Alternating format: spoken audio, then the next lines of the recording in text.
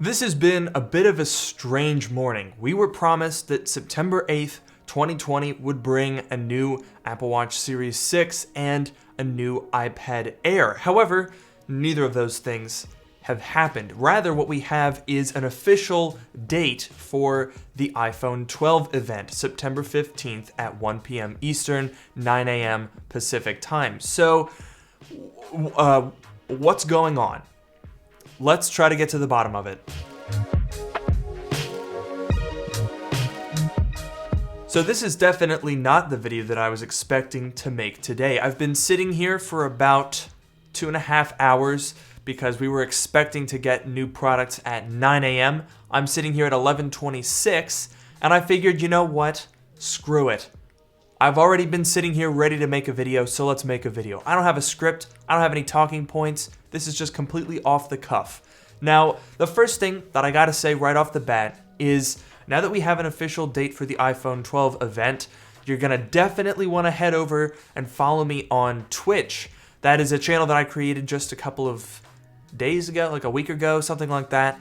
And I made it with the express purpose of, using that to stream Apple events, because the last time I tried to stream WWDC here on the channel, Noah and I racked up like 2,700 live viewers. It was crazy. And then Apple was like, no, not today. And they shut our stream down within like 2 minutes. So, yeah.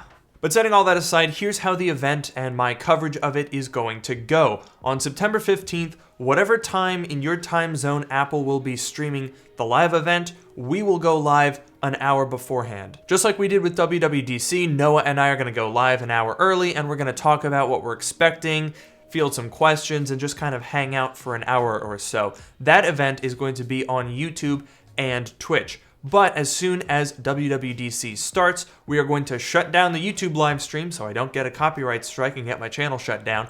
And then we're going to go over to Twitch exclusively for the actual event coverage. So we're doing that to kind of give some of you guys who maybe don't want to go on Twitch for some reason, or maybe you want to watch the event for yourself, you can join us on YouTube. But I highly encourage you to follow me over on Twitch and mark down in your calendars an hour before Apple's iPhone event. That's when we are going to go live. All right, so let's get into what we didn't hear today. So the rumor was that there was going to be an Apple Watch Series 6 and an iPad Air. The iPad Air rumors were a little bit confusing, and I think it kind of makes sense now that they didn't announce it today. They say hindsight is 2020. I really can't deny that. I was a little bit skeptical about all of these rumors, especially the Touch ID and the power button. I'm still not sold on that. A lot of people were saying, a lot of credible leakers were saying it was going to have an A14 chip. And for me personally, I was just like, there's no way, it is literally 0% chance that Apple would announce something with an A14 chip before the iPhone. They don't do that. So as soon as I heard A14 and the iPad Air, I was like, either that rumor is false or the iPad Air isn't coming yet. Now, it seems like that rumor could be true at this point, seeing as we don't have an iPad Air, but that likely means that this iPad is going to come at the same event or just after the iPhone on September 15th. Now, we won't have to wait too long, only a week, so definitely get excited, get strapped in, because we're going to have a lot of coverage of whatever goes on at that event. But there is something else that is going on here, which is that I have to amend my previous video. It's just a couple of days old, but that was back when we were sort of under the assumption that Apple was going to be holding a much later event because the iPhones are coming much later. iPhone 12 has not entered full final production yet, so it's still going to be a couple of weeks for that. So we were kind of assuming that the iPhone event was going to be crammed in with Apple Silicon and maybe some other loose ends in early October. But now it's looking like that's not going to happen, which means that we could end up with 2 Apple events this year. This, I think, would make sense because it gives Apple the chance to kind of space out their product launches and separate the iPhone from Apple Silicon, which are 2 major announcements for them. So here's what we're kind of looking at right now. It's sort of reverting to more of a standard Apple fall launch. Even though it's in this virtual setting, it's sort of reverting back to what we would consider something somewhat typical. But if you're looking for guidance as to what this fall might look like, let's take a look back at 2016, because that's where something similar to this happened. So on September 7th, 2016, Apple had their iPhone event. They announced the Apple Watch Series 2, then the iPhone 7 and 7 Plus, and then as a little bonus, they gave us AirPods. So that could be a format that we could see here. Now, in 2016, in October, they also held the Mac event. That was where the Touch Bar Thunderbolt 3-port MacBook Pro was unveiled. That was on October 27th, which was a Tuesday. I'm pretty sure. They're all Tuesdays. Nope, it was a Thursday. I'm an idiot. Okay. Well, either way, we could probably expect that something similar would happen again at the end of October, probably the last week of October, which I think this year would be, I'm looking at my calendar, October 27th would be a Tuesday, or October 29th would be a Thursday. So those are probably decently likely dates for another Apple event. Obviously, we won't find out, we won't have confirmation on that until about a week in advance, as we are getting now. So don't hold your breath, don't expect that we're going to hear anything about that next week at the iPhone event. Hey, I'm sorry to interrupt myself, but I just said something that might already be outdated, and I've only been editing this video for 20 minutes. So apparently, Mark Gurman is saying that Apple won't announce the iPhone until October, and that this event on September 15th is only about the Apple Watch and the iPad Air. Now, what? Is that even enough to fill up an event? I don't think so. Also, if the iPad Air has an A14 chip, then there's like a 0% chance that they announce that before the iPhone. So what's going on here? I have no idea. This is just a very strange situation. But anyway, I'm now going to send you back to a video where I'm going to say something that, with this new information, is going to sound very strange. And that means that next week we should expect a keynote with iPhone 12, as well as Apple Watch Series 6 and an Apple Watch SE, which is basically the guts of a Series 6 inside the body of a Series 3. I think that'll probably be a decent seller.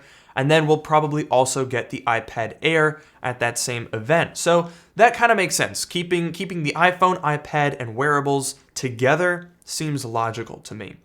And then that kind of opens the door for another later October event, because I think personally it would be unlikely for Apple to unveil their new Apple Silicon Macs like the 12-inch MacBook and the 13-inch MacBook Pro that we talked about in my last video. I think that would be pretty unlikely for them to do that next week. That would be a ridiculously crowded event. Having another event in October could also give Apple the opportunity to make some auxiliary announcements. For example, they could launch HomePod Mini. Maybe they could give us a teaser of Apple Glass, although that's pretty unlikely. That's probably going to be a next year thing. It's also possible that Apple will use that to basically give us an update on where they are with Apple Silicon. That would kind of, for one, fulfill the deadline that they set for themselves of a new Apple Silicon Mac by the end of the year, and two, it would give them an opportunity to explain where they're going in the future. For example, I mentioned at the end of my last video that Apple is working on a dedicated graphics card. So that's something that developers might want to know about. Now, I'm not sure if they would talk about that at this event. Maybe they would even spend a good bit of time talking about a new redesigned iMac. That's something that we have been struggling to figure out where it might fit in. We've heard rumors since May and June, really, that there was going to be a brand new, completely redesigned iMac. This is such an old rumor that we initially thought it was going to be an Intel iMac. That's how old this rumor is. But eventually it became clear, oh, this is going to be an Apple Silicon iMac. So now this could make some sense here.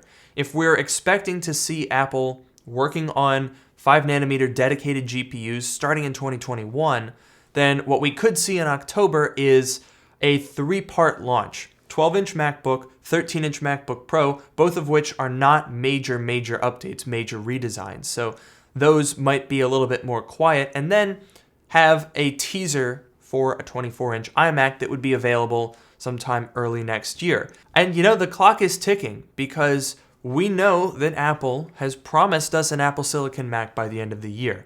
And last time I checked, it's September 8th right now, which means they don't have a lot of time. So needless to say, do not buy a MacBook right now. A MacBook Air? MacBook Pro? Don't buy them. Even if you don't care about Apple Silicon, wait for Apple Silicon so that the Intel MacBooks get cheaper. It's just common sense. But at the very least, I am excited to have something to talk about because, quite frankly, this summer has been pretty low-key in terms of Apple products. We had the new the new iMac, not the new iPad, we're expecting that. We had the new iMac, but really since WWDC, that has been it. So hopefully that gives you guys a bit of information about what we're expecting. I apologize for any confusion if there was stuff in this video that contradicted my last video from like 2 days ago. It's been a very weird couple of months, and I think it's also important to remember that even though leakers have been all over the place in terms of what is going on, I think partially that's due to Apple being all over the place in terms of what's going on. They don't necessarily have the concrete exact roadmap for what is going on for the rest of this year either. So that's something that I think is important to keep in mind. And we're all going off of the information that we're being given, but at the very least now we have an actual official piece of information, which is September 15th.